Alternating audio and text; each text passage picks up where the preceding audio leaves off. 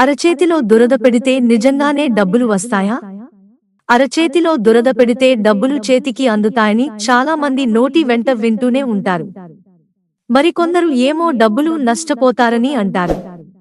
ఇక అరికాలు దురద పెడితే ఏదో ప్రయాణం చేయబోతున్నారని, ఇంటికి చుట్టాలు వస్తున్నారని ఏవేవో చెప్తూ ఉంటారు. ఇవన్నీ నిజంగా జరుగుతాయా? జ్యోతిష్య శాస్త్రం ఏం చెబుతోందో చూద్దాం. జ్యోతిష్య శాస్త్రం ప్రకారం, సాముద్రిక హస్త శాస్త్రం ప్రకారం అరచేతులు దురద పెడితే డబ్బులు లభిస్తాయట. అయితే పురుషులు, స్త్రీలు ఒక్కొక్కరికి భిన్నమైన ఫలితాలు కలుగుతాయి. అవి ఎలా ఉంటాయి?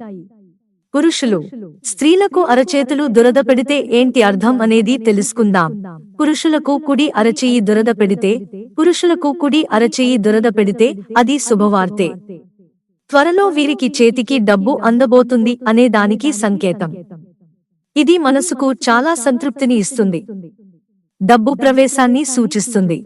అలాగే ఊహించని అదృష్టాన్ని ఇవ్వబోతుందని అర్థం. ఊహించని ప్రదేశాల నుంచి డబ్బు రావడం వల్ల ఆనందంగా ఉంటారు అనే దానికి ఇది ఒక సంకేతం. గతంలో నిలిచిపోయిన డబ్బు చేతికి అందబోతుంది.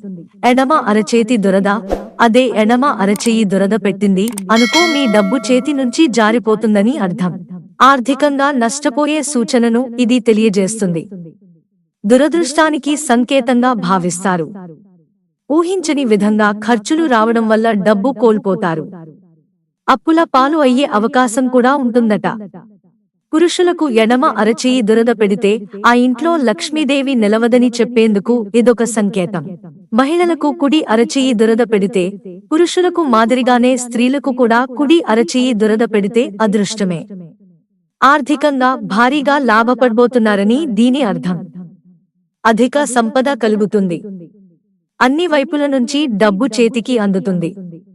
శ్రేయస్సు, విజయం లభిస్తుంది అనే దానికి ఇదొక సంకేతంగా భావిస్తారు.